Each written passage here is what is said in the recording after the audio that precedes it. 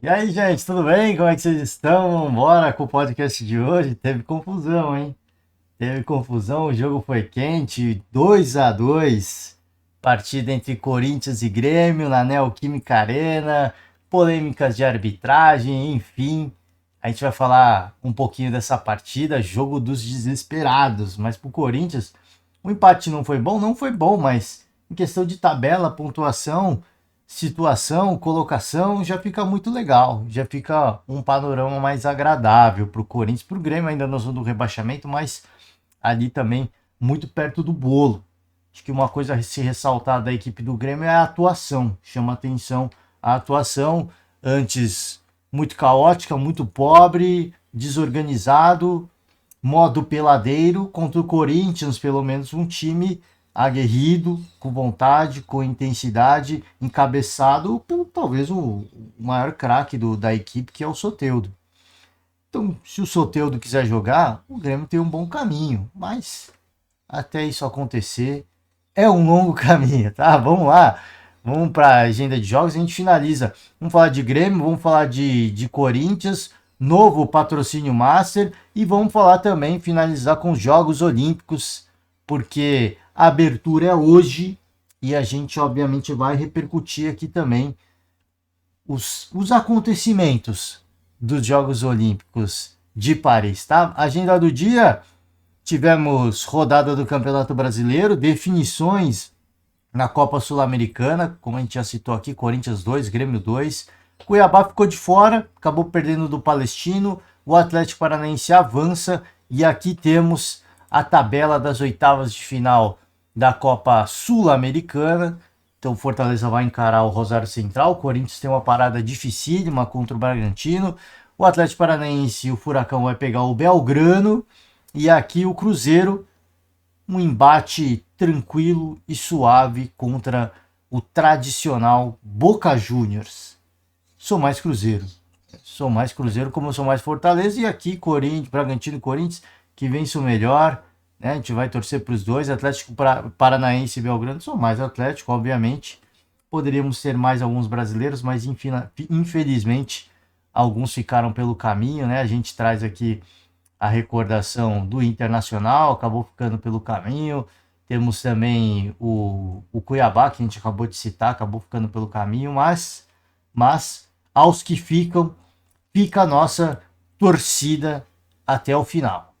Tá bom? O Campeonato Brasileiro, a situação de tabela, como eu citei, o Corinthians pontuou, não era talvez o ideal por ser um jogo em Itaquera, mas chega a 18, chega a 19 pontos, perdão, 19 pontos, se afasta bastante da zona do rebaixamento em termos de colocação, de situação de tabela. É claro que em questão de pontuação não é uma situação confortável ainda, mas é uma rodada de distância para o Grêmio, é mais de uma rodada de distância para o Grêmio, que é a primeira equipe na zona do rebaixamento. E o Grêmio, como falei, pontuação não foi o resultado ideal, até por ter ficado na frente no placar duas vezes, mas chega a 15 pontos, já vislumbra o Cuiabá, já é possível vislumbrar o Criciúma, o Corinthians um pouquinho mais longe, mas já dá para vislumbrar coisa boa. Já tem coisa boa no horizonte. O Grêmio é um placar muito rápido, toma um empate num lance extremamente questionável de uma marcação de penalidade. Eu não vou entrar aqui no mérito de falar sobre a arbitragem.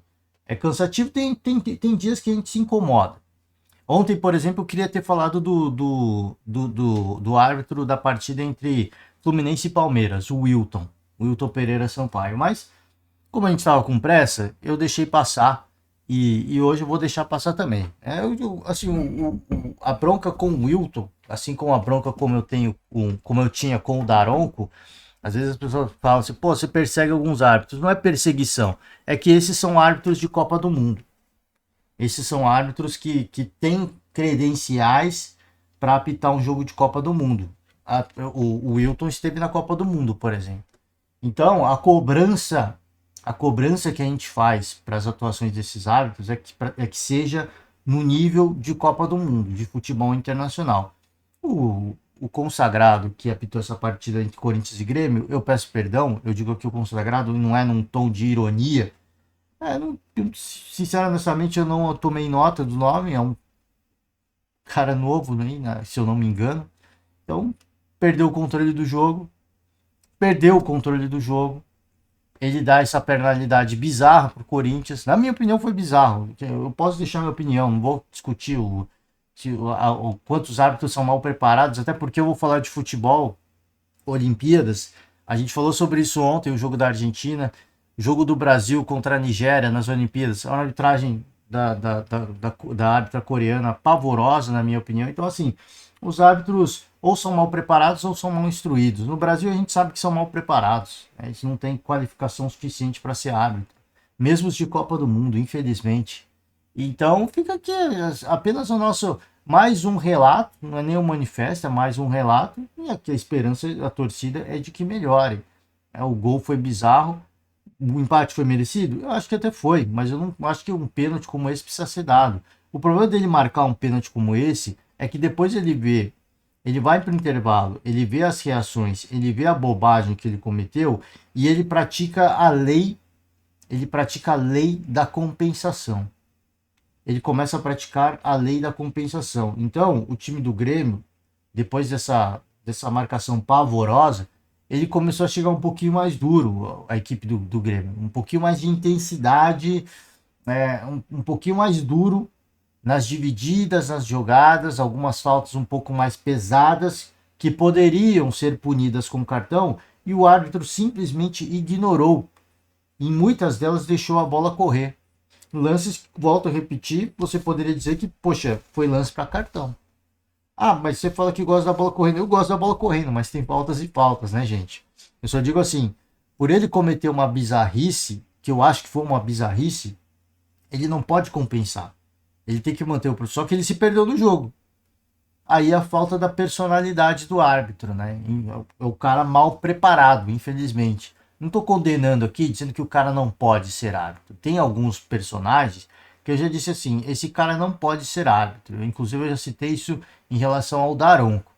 Mas eu dei o braço a torcer, fez uma partida recente muito boa, deixou o jogo correr. Eu elogiei aqui, faz parte. O cara tem a oportunidade de se reciclar, né? Então, assim, eu fui um pouco extremista, peço perdão, né? Peço perdão, mas tem alguns árbitros que você vai falar, esse cara não pode mais ser árbitro de futebol. Ele não tem condições de ser árbitro de futebol. E a grande verdade é que todo mundo merece uma chance. Nem que seja a 11ª chance, a 1000ª chance, todo mundo merece uma chance. Porque talvez na 1000ª vez o cara aprenda e ele melhore. Talvez. Então, assim, a gente não pode perder a esperança no ser humano, né? No profissional. Eu acho que se o cara tá bem intencionado, se ele quer, se ele se propõe a melhorar, a coisa acontece. O problema é que muitas vezes o cara não se propõe a melhorar. Ele cai de divisão, dá uma melhoradinha, porque a divisão também assim o permite, são jogos caóticos, e aí ele volta a ser promovido para a Série A. E aí pratica um futebol pavor, porque na verdade ele não aprendeu nada. O futebol da Série B, da Série C, a depender do jogo, é um jogo muito caótico. Então parece que a arbitragem dele foi boa e que ele aprendeu alguma coisa. Então o problema está na CBF, na equipe de arbitragem, que avalia os árbitros, a qualificação dos árbitros, a competência dos árbitros. Eu sempre falo aqui, eu não acho que alguém entra em campo, no caso o árbitro vai apitar uma partida, com a mentalidade, pô, vou fazer um jogo de merda hoje. Não. Ele falou, pô, vou fazer o meu melhor. Eu acredito, assim, talvez esteja sendo ingênuo, mas eu acredito que todo árbitro, quando uma partida vai começar, ele fala, cara, hoje é o meu dia, hoje eu vou me consagrar, hoje eu vou fazer uma baita arbitragem. E aí faz uma arbitragem de merda, e o grande problema é que o cara, hoje não foi legal, mas na próxima vai melhorar. O cara não tem cobrança. Não tem cobrança. Por isso que a gente vê tantas e tantas equipes, e eu digo equipe, meu jogador, time que joga uma bolinha meia boca, porque não tem cobrança. Não tem cobrança, não existe uma cobrança profissional. Enfim, né? Enfim, vamos trazer a voz de alguns personagens. A voz não, as aspas, né? Que a gente não vai ouvir. Mas fica aqui a reclamação do Renato. Disparou contra a CBF, não adianta, gente. Não adianta. A reclamação do Renato, ela acho que ela é legítimo, como tantas outras, de tantos outros treinadores, de tantos outros dirigentes. Critica a condução da entidade com o VAR, ou não sabe usar, ou está mal intencionado, né? Aqui a opinião do Renato. Cara, eu não vou pela vertente do mal intencionado ou do cara comprado. Eu não vou por essa vertente. Pode acontecer? Pode até acontecer. Eu vou na vertente assim, o cara é mal preparado. Ele é mal preparado, ele é incompetente. Não estou citando este árbitro, tá? Antes que alguém veja, tá chamando o cara de... Não, assim, eles são mal preparados, eles, estou usando o plural, deixa eu tomar cuidado, alguns, não vou citar nomes, se a carapuça servir, doa quem doer, eu não estou citando nome. Alguns são mal preparados e alguns, além de mal preparados, são incompetentes. Eu não vou pela vertente do mal intencionado. Pode, como eu falei, pode acontecer? Pode acontecer. O cara pode ter sido comprado por um grupo de apostadores, não sei. Pode acontecer. Gente, eu não tô falando que isso é ou que não é. Eu tô falando que pode acontecer. Isso pode acontecer. Tem jogador que cede a apostadores por uma graninha meia boca. Porque se você vê o salário que o cara ganha, o cara tomar um cartão amarelo para ganhar, sei lá, 10, 20 mil a mais, é brincadeira, né? É brincadeira. Então, assim, se para um jogador, você fala assim, pô, um jogador que ganha 100 mil por mês, ele tá se corrompendo para ganhar 10 mil a mais, que você imagina do árbitro. Um árbitro que ganha 1.000, 2.000, 3.000 reais, chega um apostador e fala, a gente te dá 5 mil reais para você expulsar dois ali. Poxa, você acha que o cara não fica tentado às vezes? Você acha que o cara não fica tentado? Por isso que eu tô falando. Não tô falando que é ou que não é. Tô falando que pode acontecer. A gente sabe. Envolve muita grana. Eu só não vou por essa vertente. Esse é o ponto. Eu não vou por este caminho. Eu só acho que alguns são muito mal preparados. Alguns são muito mal orientados. Isso acho que todos, na verdade. E alguns são incompetentes, né? E alguns é a somatória de tudo. É de tudo. É o árbitro que não deveria estar lá. É o árbitro que não deveria estar lá. Algumas aspas do Renato. Vimos um pênalti que o VAR chama o árbitro e um pênalti que é a maior mentira do mundo. Fica difícil trabalhar. O Corinthians é muito grande. Não precisa disso. Isso mancha ainda mais a imagem da CBF. Essa que é a realidade. Mancha a ferramenta do VAR. Não foi falta no lance do pênalti. Aí o VAR, Corinthians e Itaquera, já sabemos como as coisas funcionam. O presidente da CBF está em Paris e as coisas acontecendo aqui. Continuamos contra tudo e contra todos. Eu não sei porque que o Edinaldo está em Paris, sincero honestamente, porque as seleções não usam o escudo da CBF, não podem usar escudos das federações. Então não sei nem por que o Edinaldo tá lá, mas enfim, deve ter sido convidado por alguém, ou ele se convidou, mas eu não sei por que ele tá lá, com o futebol brasileiro rolando. E o Renato cita aqui a questão do tamanho da camisa, do poder de bastidor. É uma coisa que muita gente fala, poder de bastidor. Então você quer que o árbitro favoreça um time. Não, gente, o poder de bastidor é o seguinte, né? Porque muita gente não entende isso. O tal do poder de bastidor é o seguinte, cara, já erramos muito contra uma equipe, ou, cara, estamos na Neoquímica Arena. Então qualquer decisão polêmica contra o Corinthians vai pesar. A gente pode causar um pandemônio aqui. Então vamos tomar cuidado, vamos fazer a melhor arbitragem possível. Isso não significa dizer que eles vão favorecer o Corinthians. Muito pelo contrário. Às vezes não. Só digo assim, eles vão com uma cautela de, cara, é a Neoquímica Arena, é a casa dos caras, né? Então vamos com calma, vamos apitar com consciência, com tranquilidade, sem nervosismo e sem cometer gafes, especialmente contra o Corinthians. Tá? Então, esse é o tal do poder de bastidor. Esse é o tal poder de... essa é a tal da Guerra Fria, né? Que ocorrem aquelas coisas que acontecem sem a gente ver e sem a gente saber. Como eu falei, isso não significa dizer que ele vai favorecer uma equipe ou outra. Muito pelo contrário, ele pode não favorecer ninguém. Só que fica essa questão de, poxa, um lance meio polêmico que num futebol de várzea ele marcaria, no futebol, na casa do Corinthians, ele não marca, ou vice-versa. O lance que ele não marcaria, ele marcou porque, poxa, sentiu a pressão da galera gritando quando ele foi ver o vídeo. Então tem uma série de situações, e aí não é mal intencionado. Por isso que eu falei, não vou pelo caminho do mal intencionado. O cara é mal preparado. O cara é mal preparado. Não sabem usar a ferramenta. Os caras não sabem usar a ferramenta. Esse é o típico lance que o árbitro de vídeo não pode chamar. É o lance interpretativo. E pra mim não foi nem falta de... Ah, mas segura o braço. Ah, gente, desculpa, né? Eu tava ouvindo, eu ouvi a opinião do Calil, da Rádio Transamérica. Tem muita gente que não gosta do Calil, eu gosto. Comentarista da Rádio Transamérica de São Paulo, ele falou, gente, o Romero teve o braço puxado. E se ele teve o braço puxado, ele deveria cair para trás, ele caiu para frente. Né? Então, assim, desequilibrou o atleta? Desequilibra. Eu sempre falo aqui, se você você tentar atuar e replicar o lance em casa, você vai ver que desequilibra. Qualquer contato num lance de alta intensidade, ele desequilibra. Aí cabe a você entender, esse contato é faltoso, esse contato não é faltoso. É a busca pelo espaço, ou é uma puxada natural, porque na grande área, numa bola parada, todo mundo se puxa. É um Deus, é um tal de ninguém é de ninguém. Quando tem escanteio, quando tem falta, os caras ficam se puxando o tempo inteiro. E esse lance do Romero em especial, eu não daria, eu não digo que é pênalti, porque é aquele puxão que todo mundo dá.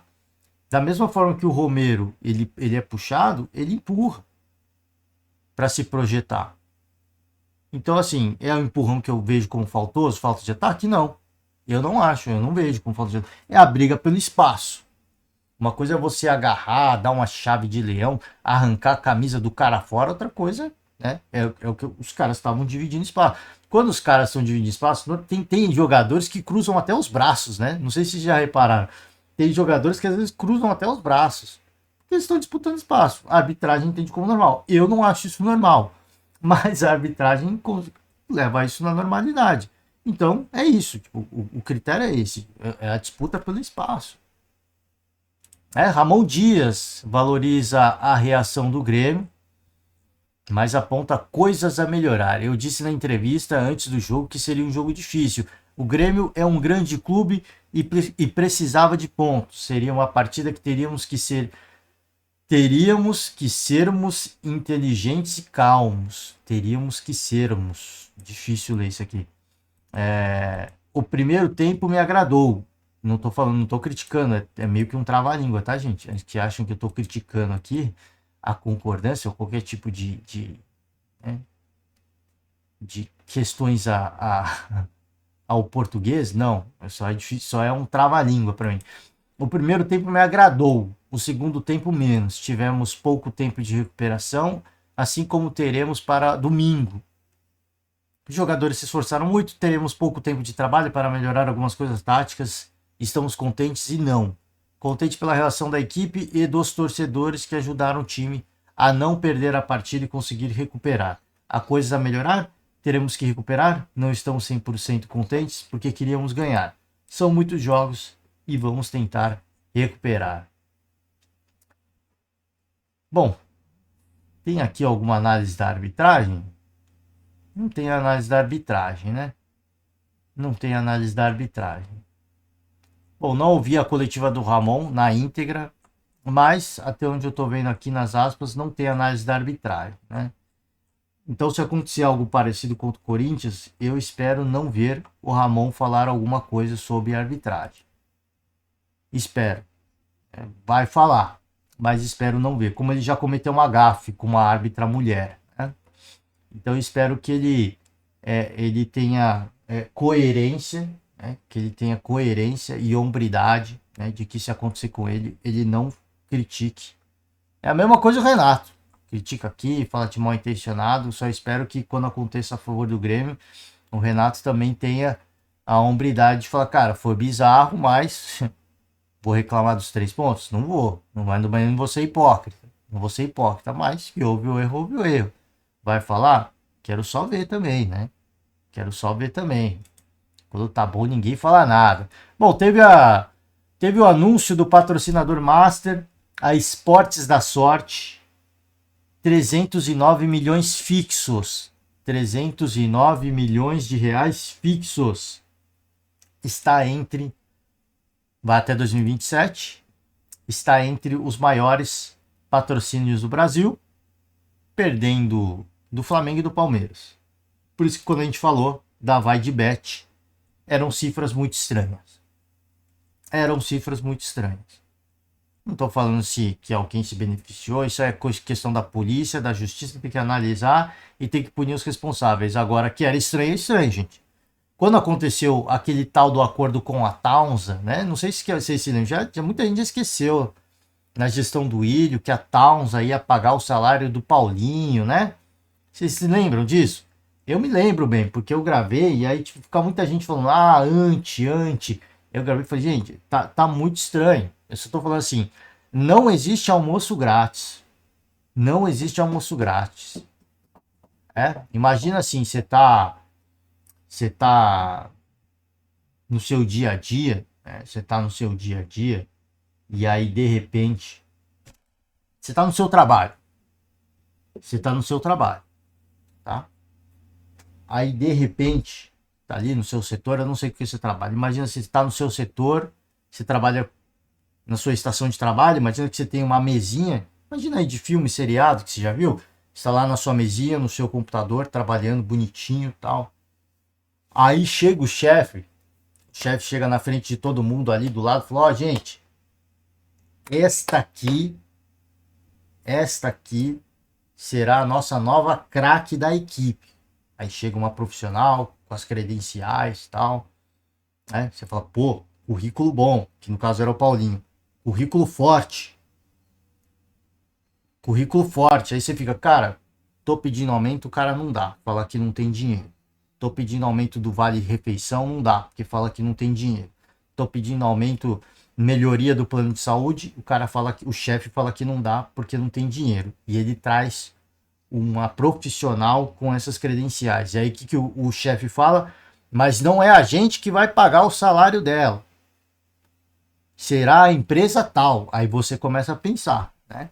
Fala, cara, como é que outra empresa tá vindo e tá simplesmente pagando o salário de uma profissional com essas credenciais, né? Com experiência internacional, trabalhou nos Estados Unidos, na Europa, cara, turbinou um monte de empresas, você fala, tá legal, essa profissional vai ajudar a gente a crescer muito, melhorar muito, mas assim, como é que outra empresa, o que essa outra empresa tem a ganhar com isso? Por que eles, né? Por que eles estão simplesmente injetando dinheiro para pagar um salário de, sei lá, o teu salário aí, né, trabalhando na sua estação de trabalho, é 3 mil reais. Imagina essa hipótese, é 3 mil reais. Aí chega essa profissional ganhando 10 mil. Você fala, caramba, como é que alguém chega e simplesmente vai pagar 10 mil de salário? Isso que são cifras pequenas, hein? Eu tô usando cifras pequenas perto do mundo do futebol. Né? No nosso dia a dia são cifras de muito valor. Mas no mundo do futebol são cifras pequenas. Eu estou usando apenas para você usar como analogia. Então, por isso que a gente fala, pô, muito estranho. Muito estranho. Aí é a mesma coisa. Você imagina assim: Flamengo, maior torcida do Brasil. Legal, tem um patrocinador, ganha muito dinheiro. E de repente chega o Corinthians, que tem a sua grandeza, o peso da sua camisa, segunda maior torcida do Brasil.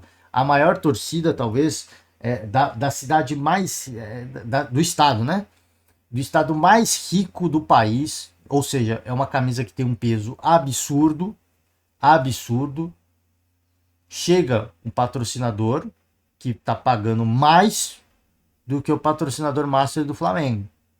Você fala, pô, você pode até ir por esse viés que eu acabei de falar, pô, mas o Corinthians tem a maior torcida de São Paulo, não só do estado, mas da cidade.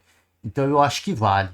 Mas aí você começa a pensar, pô, mas o Flamengo tem a maior torcida do país, né? A maior torcida do país. Então, assim, tem alguma coisa muito estranha. Tem alguma coisa que não tá batendo.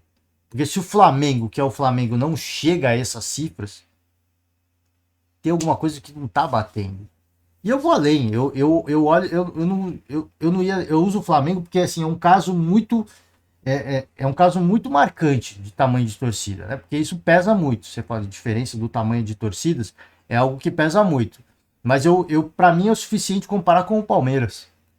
Para mim é o suficiente comparar com o Palmeiras. Tem bem menos torcedores, sim, mas o que eu uso de, de análise em relação ao Palmeiras, de que já é estranho, que era estranho, o patrocínio do Corinthians ser muito maior que o do Palmeiras, e até a Leila falou sobre isso, eu quero ver o contrato, quero ver os números, porque é muito estranho. Ela tá no meio do futebol há muito tempo, ela sabe o quanto custa, o quanto é caro e o quanto vale. E o Palmeiras, que há praticamente há uma década, praticamente, vai fazer logo logo uma década, né? Há 10 anos atrás o Palmeiras estava brigando contra o rebaixamento, se eu não me engano. Foi o último grande mau momento do Palmeiras, se eu não estou enganado, né? Foi isso. Não, um pouquinho mais, né? 2014 foi o ano da Copa do Mundo. 2014 foi o ano da Copa, que o Felipão saiu do Palmeiras e rebaixou o Palmeiras, não foi isso? O torcedor me conhece. Então, assim, é praticamente uma década. Foi em 2016, né, que começou a era Crefisa. Eu não me lembro agora, gente. O torcedor, peço perdão, mas é praticamente uma década. Vamos usar 8 anos, vai. 8 anos, é quase uma década, mas vou usar 8 anos. Há 8 anos atrás, o Palmeiras começou a sua revolução e desde 2016, acho que foi 2016, né? O Palmeiras vem ganhando título quase todo ano. Quase todo ano. Desde 2016, o Palmeiras ganhando grandes títulos quase toda a temporada. Praticamente todas as temporadas, desde 2016. Aí você fica, cara, essa camisa é valiosa. Essa camisa é muito valiosa. Pensar em Palmeiras hoje é pensar em sucesso. Não estou falando que pensar em Corinthians é pensar em fracasso. Não é isso. Estou falando assim, pensar em Palmeiras. Pensar no Palmeiras hoje é sinônimo de boa gestão e de sucesso e de visibilidade. Necessariamente. Porque é uma equipe que está sempre nos holofotes. Então, por isso que eu falei, para mim, só olhar para o Palmeiras é o suficiente de olhar e falar assim, cara, não que o Corinthians não mereça um patrocínio equivalente, merece. Pelo tamanho da torcida, merece. Agora, assim, muito acima, como foi, para mim foi de uma estranheza muito grande. Falei, cara, se são valores semelhantes à Crefisa, aí entrou um corintiano lá no meio e falou, pô, vamos fazer um esforço, vamos pagar o mesmo que precisa pagar o Palmeiras. Pra gente não ficar atrás do maior rival. Aí você fala, pô, beleza, é o mesmo que o Palmeiras ganha, tá tudo certo. Né? E às vezes entrou ali um corintiano, falou alto uma vaidade, eles vão fazer um esforço ali, vai dar tudo. Mas foi muito acima. Foi muito acima. Então foi por isso que eu tô falando. Pô, praticamente há 8, 9, 8, 7, 8 anos, o Palmeiras vem ganhando títulos para quase toda a temporada. Então, pro mundo dos negócios, pensar em Palmeiras é pensar em visibilidade. É pensar em visibilidade. Por quê? Porque tá nos holofotes. Todo início de ano se fala em Palmeiras. Ao longo da temporada se fala em Palmeiras, se fala em Abel Ferreira, vai ganhar, não vai ganhar, vai avançar para as finais, vai disputar tudo. Todo ano se fala de Palmeiras. E aí eu não cheguei nem no Flamengo, hein? Porque aí do Flamengo a gente extrapola ainda. A gente extrapola porque, além de tudo isso que eu tô falando do Palmeiras, tem o tamanho da torcida. Então você tem um patrocinador master, como o Corinthians tinha, que era muito maior que dos dois, era de causar estranheza. E aí, pô, aí chega a gente e fala, pô, gente, não é esse o caminho. Acho que o torcedor tem que ter às vezes tem que ter essa malícia de, cara, pô, mano, né? É legal, mas explica esse negócio direito, pelo amor de Deus. E aí começa a pipocar coisa aqui, coisa ali, tá vendo? Aí agora já aparece conta que, pô, vale esse patrocínio, vale muito. Vale, mas já é menor, já é um pouco menor que do Palmeiras e do Flamengo. Que é natural, gente. É natural. Que com o tempo, com a reestruturação, voltando aos holofotes, você vai valorizando a sua camisa. E já é uma camisa extremamente valiosa, uma das mais valiosas do país. E tá tudo certo. E tá tudo certo. Esse valor para mim não me causa estranheza. 3 anos é muito alto, é muito alto. A gente só fica preocupado de como é que esse dinheiro vai ser gasto. Só isso. Só isso. Ó, A Esportes da Sorte está interessada em viabilizar reforços para o Corinthians, que ajudariam na divulgação do patrocínio. Assim ficou pré-estabelecido em contrato um valor não revelado para aquisição e remuneração de novos atletas. Vamos ver como é que isso vai funcionar, né? Eu sempre trago aqui a ressalva da Crefisa com o Palmeiras. Teve uma era que a Crefisa contratava um monte de jogador para o Palmeiras. E depois a Receita Federal caiu em cima, porque diz que uma instituição financeira, como era a Crefisa, é alguma coisa desse tipo, eu não me lembro exatamente, não poderia fazer esse tipo de investimento. Então, na verdade, era um empréstimo. E o Palmeiras está pagando isso até hoje, essa brincadeira, se eu não me engano. O Palmeiras está pagando essa brincadeira até hoje. Então, tem que ver como é que essa tal dessa doação funciona. Tá? Como é que tal dessa doação funciona. Mas, enfim, enfim, isso aí a gente só vai descobrir depois. Não é problema para agora, aparentemente. Né? O pessoal age muito no calor da emoção. Muito no calor da emoção. Vamos lá? Para finalizar Corinthians, a gente vai para os Jogos Olímpicos com mais de 150 milhões de reais em reforço. Olha o tamanho do investimento. E há alguns meses atrás, acho que não faz nem 2 meses, o presidente Augusto Melo falou que o Corinthians tinha que escolher a conta que ia pagar. Né? Então, assim, por isso que eu tô falando. Às vezes a galera fala assim, pô, anti. Não sou anti. Muito pelo contrário. Mas tem coisas que causam estranheza. É só isso. É só isso. Tem coisas que causam estranheza. A gente teve um exemplo muito marcante que foi o Cruzeiro. Que todo mundo dizia, não vai acontecer. Eu mesmo dizia, não vai acontecer. Não vai acontecer. Não vai, cara. Não vai. Com o Cruzeiro, não vai acontecer. E aconteceu. Então, a gente fica do mesmo jeito. Cara, não vai acontecer com o Corinthians. Não vai acontecer. O tamanho do Corinthians não vai acontecer. Esse é o medo. Esse é o medo. E depois acontece. E aí o clube chega à falência. Tem salvação? Tem salvação, virar SAF. Mas aí vai virar uma SAF valendo nada, né? Valendo nada. Pro tamanho do Corinthians, o preço do Vasco, o preço do Botafogo foi uma pechincha. Os caras acabaram com o Vasco e com o Botafogo. Os caras acabaram com as duas, com essas duas camisas, né? Com essas duas agremiações. E teve que ser vendido por. Eu não lembro os valores, mas eu lembro que eu até falei, cara, não é nada isso. Isso não é nada. Para a história, para as conquistas, para o peso que tem essa camisa, para mim não vale. Mas acabaram com o clube. O medo é acontecer com o Corinthians igual. Os caras no desespero, pô, não vamos. Corinthians não vai falir. Corinthians não vai falir. Então vamos vender. Aí vende com preço nada a ver, né? Vende, começa vendendo alto, ninguém vai querer comprar, óbvio, porque tem um monte de dívida. Aí vai baixando, até que chega um valor que, poxa, agora a galera se interessa, mas é um valor que não vale. O Corinthians não vale isso. Né? Como é que você faz? O medo é esse, né? E quer mais reforço. E quer um nome de impacto.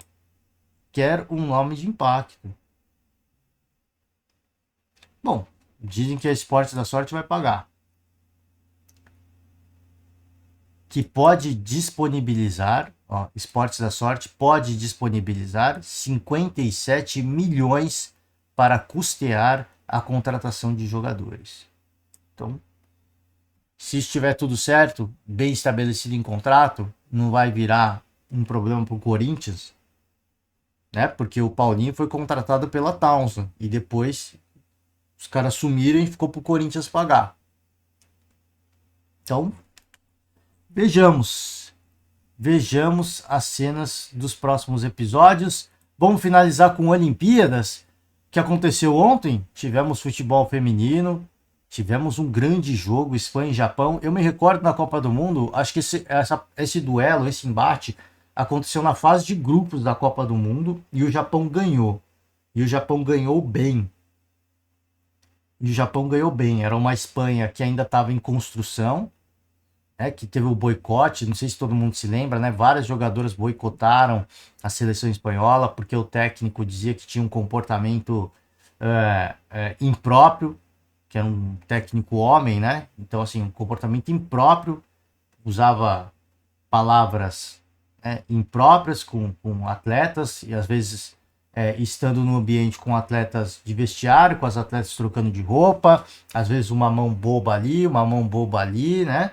Então as jogadoras boicotaram.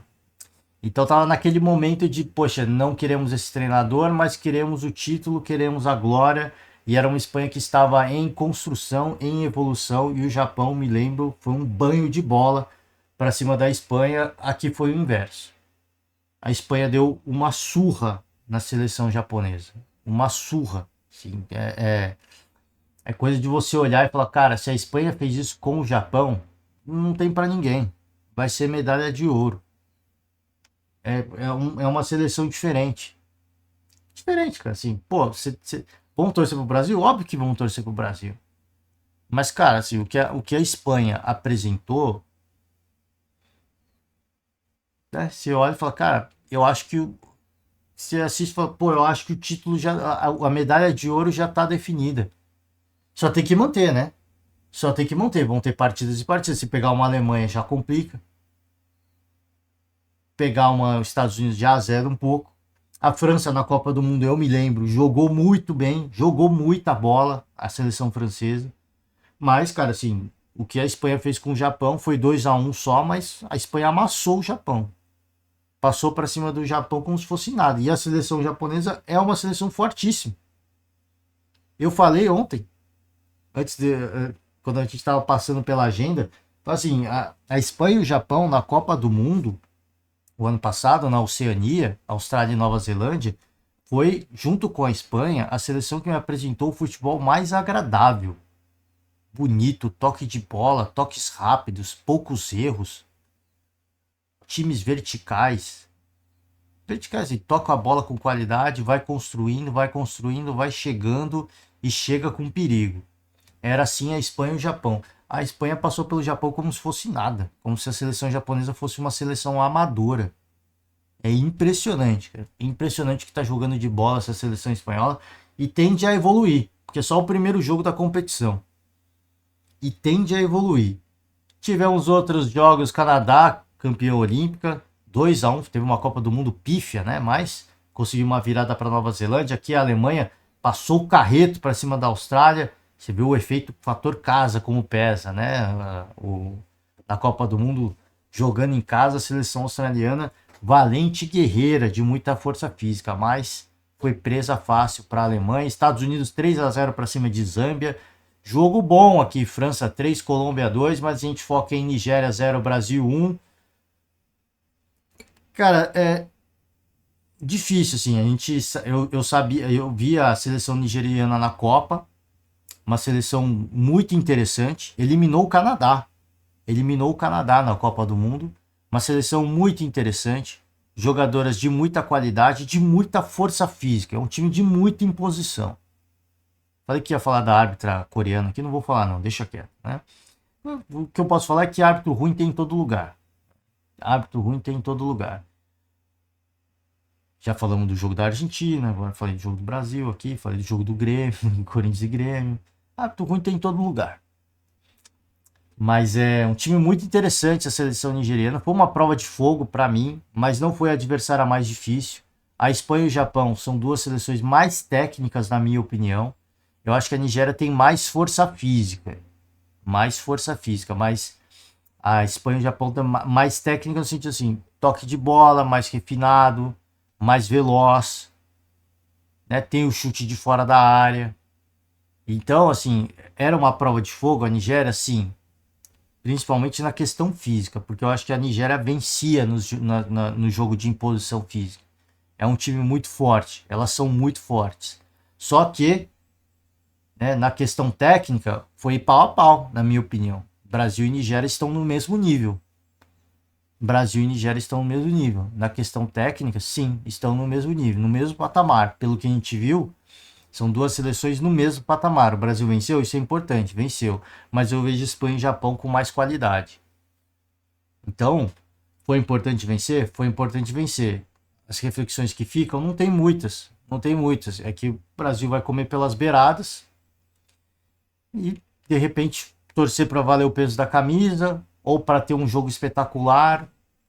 Não sei. Né? Fato é que, para mim, para mim, não esperava um grande jogo, né? Porque, como eu falei, eu vi a seleção nigeriana na Copa e sabia que ia ser um jogo duríssimo. Imaginava um empate. O Brasil venceu. O Brasil venceu. Importante.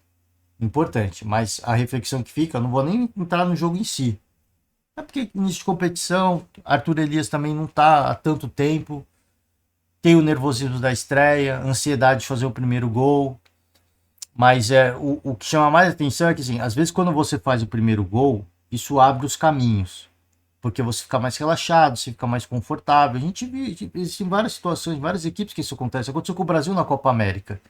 Você marca um gol, e aí, pô, Paquetá já tinha perdido um pênalti. Aí você faz um gol, abre-se, né, os portões para uma goleada, como aconteceu com o Paraguai.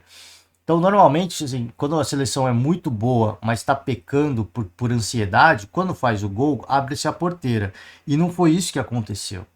O Brasil fez um gol e aí ficou naquela de pode tomar um empate, pode tomar um empate, pode tomar um empate. Então, o Brasil já não é mais uma seleção tecnicamente superior às outras. Na minha opinião, é pau a pau com a Nigéria. E a Nigéria ganha até na imposição física. Mas o Brasil, num lapso de um talento individual da Marta, que é um absurdo de jogador ainda. Tem gente que questiona se a Marta tem que jogar, a resposta está aí. A resposta está aí. Num lance de genialidade, né, num lance assim, isolado, o gênio, a gênia, ela se destaca. Ela chama para ela. Então, assim, para quem de repente fala, pô, já deu pra Marta, né? Se bobear, já deu pra Marta. Tem muita gente que fala, pô, já deu pro Messi. Fez uma Copa do Mundo espetacular e uma Copa América também.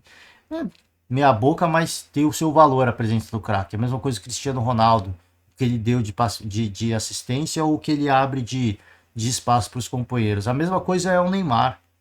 Tem muita gente que fala, pô, o Neymar já deu. Não deu, cara. Porque o craque, às vezes, é fácil marcar o craque. É fácil marcar o craque. Ainda mais quando ele marcar o Mbappé não dá ainda. É muito jovem, é muito veloz. Mas quando vai passando o tempo, é fácil marcar o craque. É só você manter alguém, né? Só você manter alguém fazendo marcação 1 a 1 e o cara não vai ter espaço para trabalhar. Então, assim, é fácil marcar a Marta? Hoje é. Antigamente era impossível. Hoje é. É fácil marcar o Messi? Hoje é. É fácil marcar o Cristiano Ronaldo, Neymar? Hoje é. Marcar o Mbappé? É quase impossível. Muito jovem, muita explosão, muito rápido. Mas com o tempo vai ser fácil marcar o Mbappé também. Só que o craque, ele tem aquela coisa. Ele só precisa de um momento. Nos 90 minutos de jogo, é impossível você, né, você enquadrar o craque. Uma hora ele vai ter espaço. E nesses meio minuto de espaço que ele tem, ele constrói uma coisa espetacular. E aí, a vitória vem. A vitória vem. Então, uma vitória importante. A única reflexão que eu faço é essa, de que enfrentamos uma equipe duríssima, como a Nigéria, uma equipe que pode se classificar, na minha opinião. Tem futebol para isso. Tem futebol para isso. Eu acho que ficou a impressão para mim que até a Nigéria é até superior ao Brasil. Ela só não tem uma jogadora com um nível de genialidade da Marta.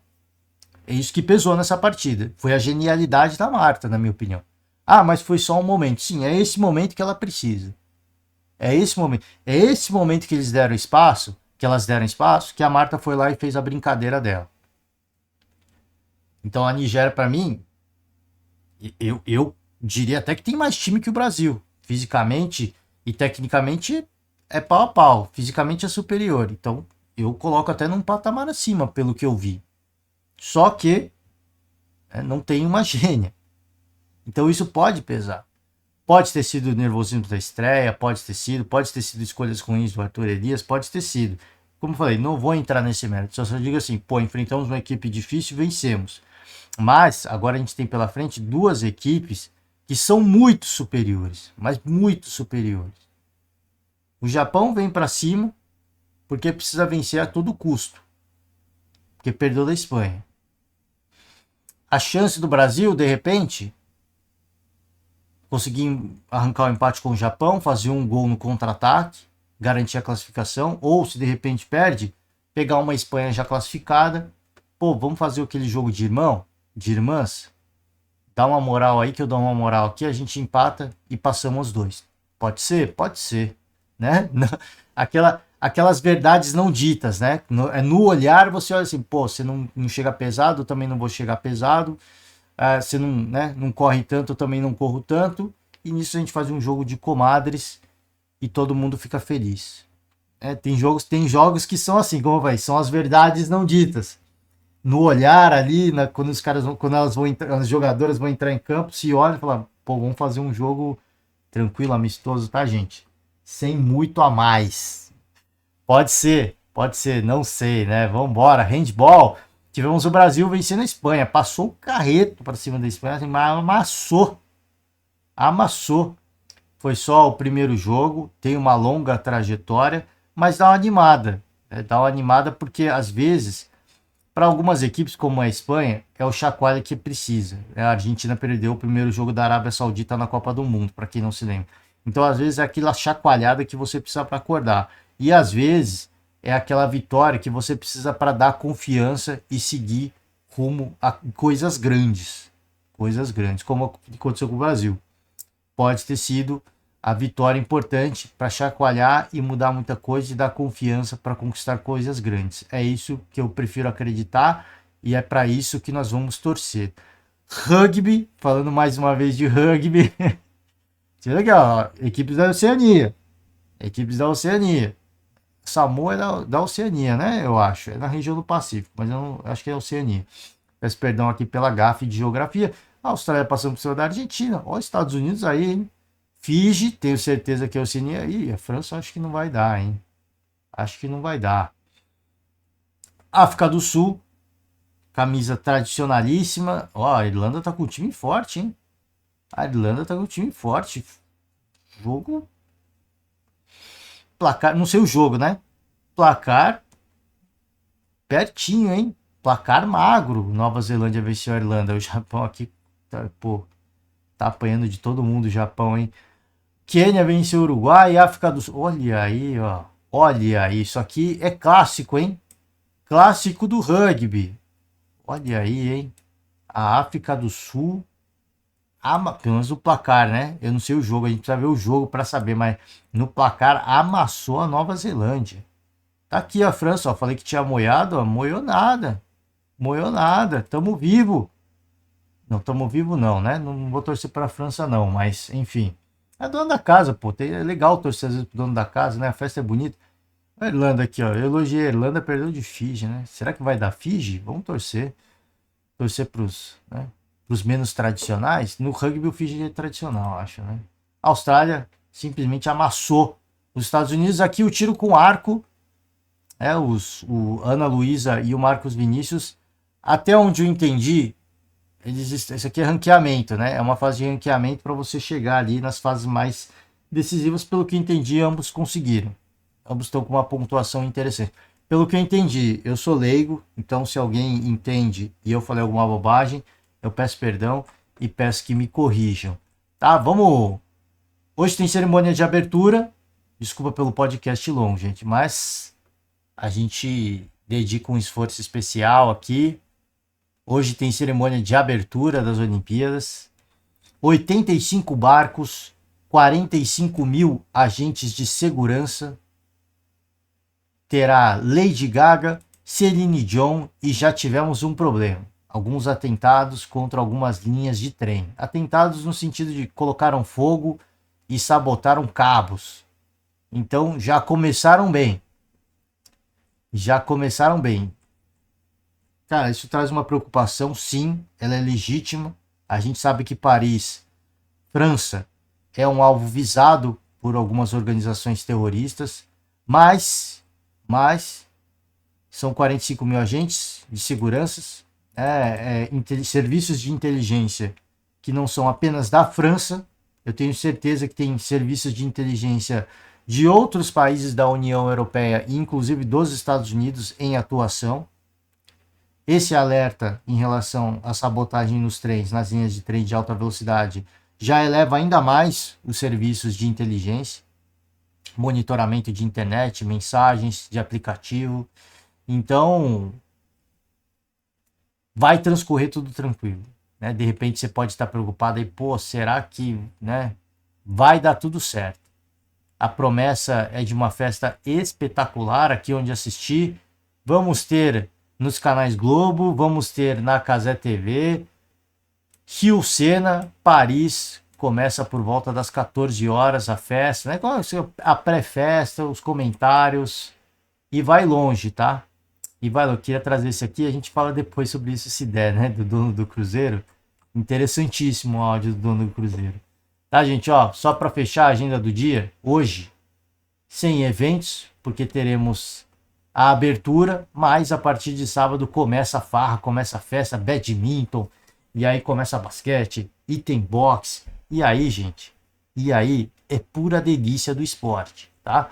Canoagem, slalom, ciclismo de estrada, esgrima, futebol, ginástica artística, handebol, hipismo, hóquei sobre a grama, judô, cara, ó, natação, polo aquático, remo, rugby, saltos ornamentais, skate, surf, tiro esportivo, tênis, tênis de mesa, vôlei, vôlei de praia.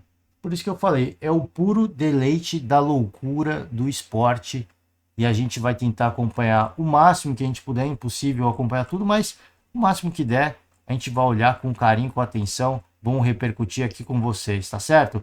Muito, muito, muito obrigado. Peço perdão pelo longo podcast. Estamos perto de 1 hora, encerrando por hoje. Vocês que nos acompanham até aqui, peço para deixar aquela famosa moral, tá certo? Agradeço de coração. Ótima sexta-feira. Ó, juízo na sexta-feira, né? No final de semana, sempre com moderação, né? Ótima sexta-feira para vocês. Um ótimo final de semana, um forte abraço. E semana que vem estamos de volta.